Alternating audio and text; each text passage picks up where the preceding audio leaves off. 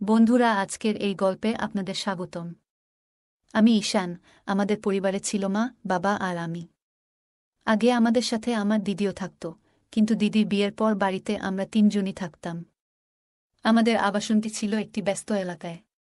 তবে পরে বিভিন্ন কারণে লোকসংখ্যা কমে যায়। যদিও করোনার সময় ছিল তখন, তাই অনেকেই বাড়ি থেকে কাজ করত। এজন্য অনেকে গ্রামে চলে যায়। তবে 2021 সালের পরে ধীরে ধীরে আমাদের সোসাইটি আবার চঞ্চল হয়ে ওঠে। বিভিন্ন উৎসব পুনরায় উদযাপন হতে শুরু করে। আমার মায়ের নাম ছিল মাধুরী। তিনি তার নামের মতোই সুন্দর এবং মুক্ত চিন্তার অধিকারী ছিলেন। মায়ের এক অসাধারণ গুণ ছিল, তিনি যে কোনো পরিস্থিতিতে সঠিক সুযোগের সদ্ব্যবহার করতে পারতেন। তার বুদ্ধি ও কথার ভঙ্গি ছিল অতুলনীয়। কিছুদিন আগেই একটি ঘটনা ঘটেছিল যা আমার জীবনে গভীর প্রভাব ফেলেছে। আমাদের সোসাইটিতে একটি বড় পার্টির পরিকল্পনা চলছিল। আমাদের সোসাইটিতে মোট 10টি বিল্ডিং ছিল, আর সবাই মিলে একসঙ্গে এই উৎসবটি উদযাপনের সিদ্ধান্ত নেওয়া হয়। উৎসবটি ছিল নতুন বছর উপলক্ষে। পার্টির দিন মা একটি উজ্জ্বল লাল রঙের শাড়ি আর স্টাইলিশ ব্লাউজ পরে বের হলেন। তাকে অসম্ভব সুন্দর দেখাচ্ছিল। করোনার সময় মায়ের জীবনযাত্রায় বড় পরিবর্তন আসে। তিনি তার শরীর ও স্বাস্থ্যের প্রতি বিশেষ মনোযোগ দিতে শুরু করেন। প্রতিদিন সকালে তিনি হালকা পোশাক পরে ঘরে বসে যোগব্যায়াম ও প্রাণায়াম করতেন। আমি মুগ্ধ হয়ে মাঝে মাঝে দূর থেকে লুকিয়ে মায়ের এই অনুশীলন দেখতাম। অনুশীলন এর সময় মাকে অনেক সুন্দর আর আকর্ষণীয় লাগত, যা আমার মনকে অনেক প্রভাবিত করত। পার্টির দিন মা ও আমি একসঙ্গে অনুষ্ঠানস্থলে পৌঁছাই। আমাদের সোসাইটির সবাই সেখানে আনন্দে মেতে উঠেছিল। মা ছিলেন খুবই প্রাণবন্ত ও হাসিখুশি। তিনি এই উৎসবের মূল আকর্ষণ হয়ে ওঠেন, কারণ মা সবার থেকে অনেক সুন্দর আর আকর্ষণীয় ছিল সেখানে। আর সাজগোজ করায় তাকে আরও সুন্দর লাগছিল। যতক্ষণ না লোকজন আসতে শুরু করল, পার্টির পরিবেশ ধীরে ধীরে আরও আকর্ষণীয় হয়ে উঠছিল। অন্য মহিলারাও দারুণভাবে সেজেগুজে এসেছিলেন। পুরো জায়গাটা আলো আর আনন্দে ভরে উঠেছিল। কিছুক্ষণ পর ডান্স প্রোগ্রাম শুরু হয়। সবাই একের পর এক মঞ্চে উঠে নাচতে শুরু করল। আমিও নিজের মতো করে পার্টির মাঝে ঢুকে পড়লাম। পার্টির এক কোণে গিয়ে আমি এক বোতল পানীয় তুলে নিই। লুকিয়ে লুকিয়ে পান করতে থাকি। এদিকে নাচের মধ্যে একটা মেয়ের সঙ্গে আমার আলাপ হয়। তার নাম ছিল নেহা। তার হাসি আর কণ্ঠে যেন কিছু আলাদা আকর্ষণ ছিল। সে আমার কাছে এসে কথা বলল এবং এক পর্যায়ে আমাকে প্রস্তাব দেয়। নেহা আমাকে বলল, চলো আমার বাড়ি, আমি তোমার পাশে কিছু সময় থাকতে চাই। আমি তখন এমন অবস্থায় ছিলাম যেখানে আমার নিজের উপর নিয়ন্ত্রণ ছিল না। মন চাইছিল কোনো কিছু নতুন করার। আমরা ঠিক পার্টি ছেড়ে বেরিয়ে যাব, এমন সময় আমার মা সেখানে এসে পৌঁছালেন। মা বুঝতে পেরেছিলেন যে আমি কোথাও লুকিয়ে আছি, আর তিনি আমাকে খুঁজতে খুঁজতে ঠিক সেখানে চলে এলেন। মা আমাকে দেখতে পেয়ে থমকে গেলেন।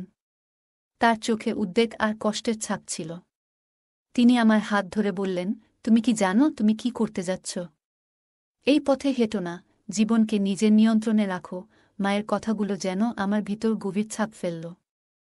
পার্টির এক কোণে যখন আমি লুকিয়ে পানীয় পান করছিলাম, তখন হঠাৎ মায়ের গলা শুনতে পেলাম।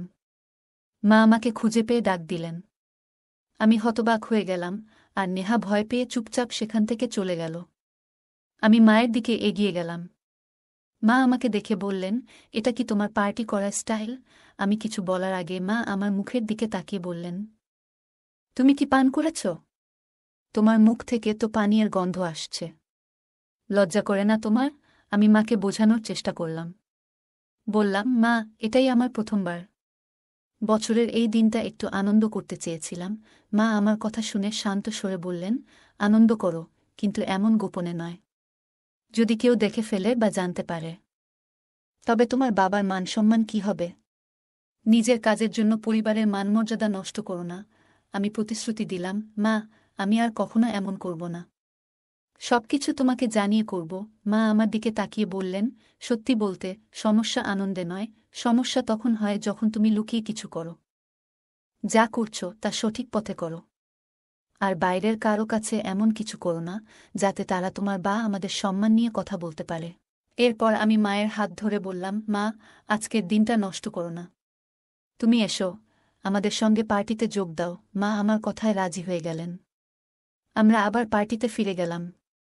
মা ধীরে ধীরে স্বাভাবিক হয়ে উঠলেন এবং অন্যদের সঙ্গে কথা বলতে শুরু করলেন। কিছুক্ষণ পরে লোকজন পার্টি ছেড়ে বেরিয়ে যেতে শুরু করল, কারণ ড্রিঙ্কস শেষ হয়ে গিয়েছিল। তখন মা আমাকে একটি টেবিলের কাছে নিয়ে গিয়ে বসলেন। হঠাৎ মা বললেন, আমিও একটা পানীয় চেখে দেখতে চাই। যাও, সেই কোণ থেকে একটি বোতল নিয়ে এসো, যেখানে তুমি আগে ছিলে। আমি মায়ের কথা শুনে অবাক হলাম। আমি বিস্মিত হলেও বোতল নিয়ে এলাম। মা নিজেই 2টি গ্লাসে পানীয় ঢাললেন এবং বললেন, এই সময়ে আনন্দের মাঝেও দায়িত্বশীল হতে শেখা উচিত। আনন্দ করো, তবে কখনো এমন কিছু করো না যাতে নিজের কিংবা পরিবারের সম্মান প্রশ্নবিদ্ধ হয়। মায়ের কথাগুলো আমার মনে গভীর দাগ কাটল। সেই দিনটি শুধু একটা পার্টি ছিল না, বরং জীবনের একটা গুরুত্বপূর্ণ শিক্ষা পেলাম সেই রাতে। মায়ের অনুরোধে আমি পানীয়ের 2টি গ্লাস তৈরি করলাম। মা জানতে চাইলেন, 2টি কেন? আমি মৃদু হেসে বললাম, একটি তোমার জন্য এবং একটি আমার জন্য। মা প্রথমে রাগ করে আমার দিকে তাকালেন, তবে আমার হাসি দেখে শান্ত হলেন। আমরা চিয়ার্স করলাম, আর মা দ্রুত নিজের গ্লাস শেষ করলেন। এরপর তিনি আমার গ্লাসটি নিয়ে সেটিও পান করতে শুরু করলেন। আমি অবাক হয়ে তাকিয়ে রইলাম। 2টি চুমুক পর আমি মায়ের হাত থেকে গ্লাসটি নিলাম এবং বললাম, আমি আরেকটি নিয়ে আসি। মা হেসে বললেন, তাহলে তাড়াতাড়ি যাও। আমি আরেকটি ছোট বোতল নিয়ে এলাম। এবারও 2টি গ্লাস তৈরি করলাম, একটি মায়ের জন্য এবং একটি আমার জন্য। মজার ব্যাপার হলো, আমি তখনও আমার গ্লাস শেষ করিনি, কিন্তু মা ইতিমধ্যে নিজেরটি শেষ করে বোতল থেকেই পান করতে শুরু করলেন। মা পুরোপুরি মাতাল হয়ে গেলেন, আর আমি একদিকে হাসতে হাসতে তাদের সামলানোর চেষ্টা করছিলাম। এরপর আমি মাকে ধরে সোফায় বসালাম। সময় তখন রাত 11:05। একে একে সবাই ছাদে চলে গেলেন নতুন বছরের শুভেচ্ছা জানাতে। কিন্তু আমি এবং মা নিচে রইলাম, কারণ তিনি তখন কিছুটা অসুস্থ অনুভব করছিলেন। আমি মায়ের পাশে বসে নিউ ইয়ার কাউন্টডাউন শুরু করলাম। ঘড়ির কাঁটা 12টা ছুতেই আমি মাকে জড়িয়ে ধরলাম এবং নতুন বছরের শুভেচ্ছা জানালাম। এটি ছিল আমার জীবনের প্রথমবার যখন আমি মায়ের সঙ্গে এত আপন মুহূর্ত ভাগ করলাম। মায়ের গালে পাউডার আর মেকআপের মিষ্টি সুগন্ধ তখনও আমার মনে গভীর দাগ কাটল। এই রাতটি শুধুই একটি নতুন বছর উদযাপনের জন্য ছিল না, এটি ছিল মায়ের সঙ্গে আমার জীবনের এক নতুন অধ্যায়ের শুরু। মা সেদিন একটু অসুস্থ বোধ করছিলেন। তিনি বললেন, আমার এক হাত ঠিকমতো কাজ করছে না এবং এক হাতে শরীরে চুলকাচ্ছিলেন। আমি দেখে বুঝতে পারলাম তিনি হয়তো একটু অস্বস্তিতে আছেন। আমি তার কাছে গিয়ে বললাম, মা, একটু বসো, আমি তোমাকে সাহায্য করছি। হঠাৎ আমার হাত তার গায়ে লেগে গেল। মা বললেন, কি হচ্ছে? একটু সাবধানে থাকো।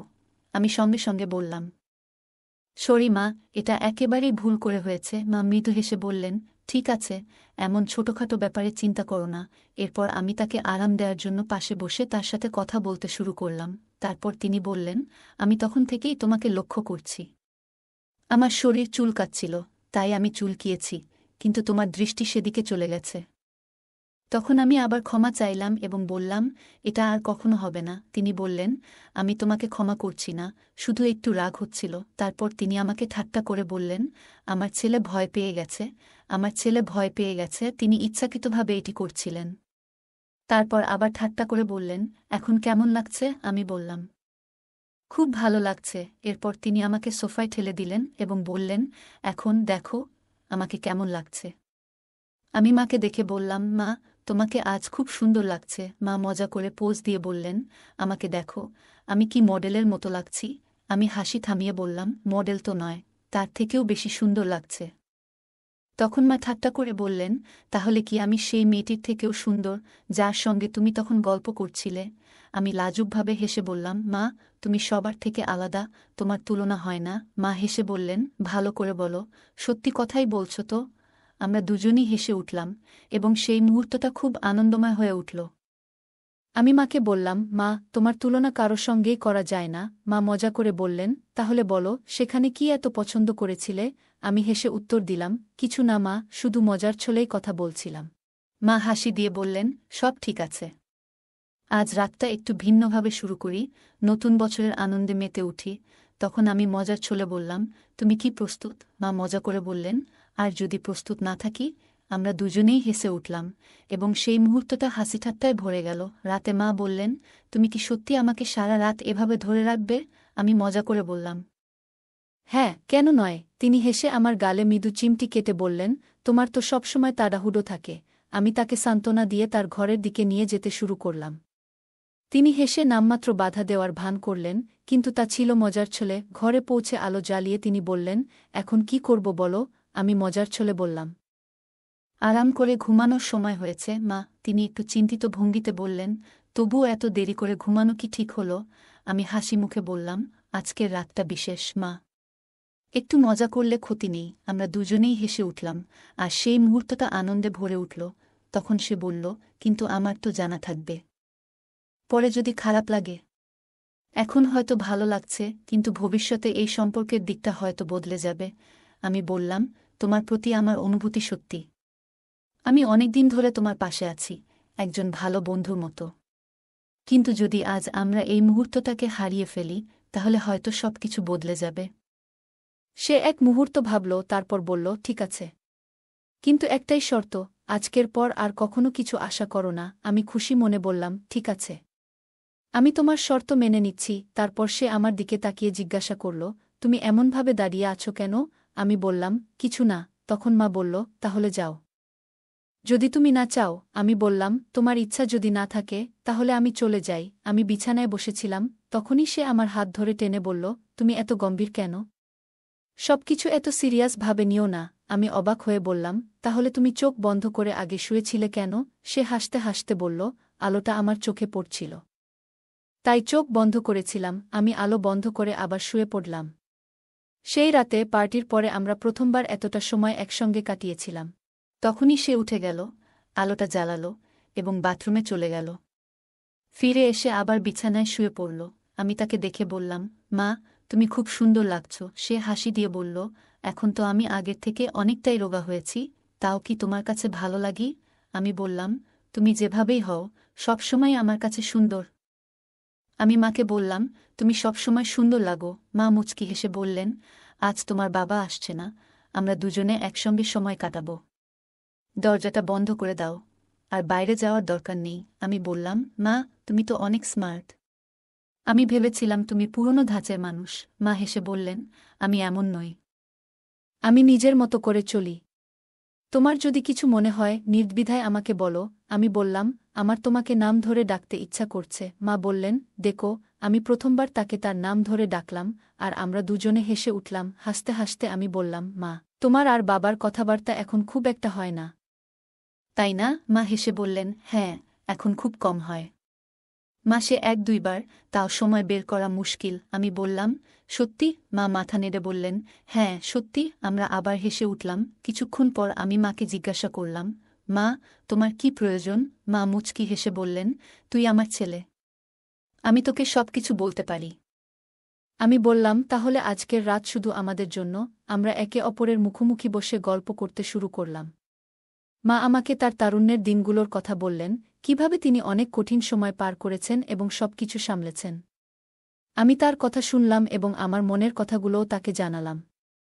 আমি মাকে এমন কিছু কথা বললাম, যা আগে কখনো কাউকে বলিনি। মা গভীরভাবে আমার কথা শুনলেন এবং তারপর বললেন, তুই জানিস আমি তোর জন্য কত গর্বিত।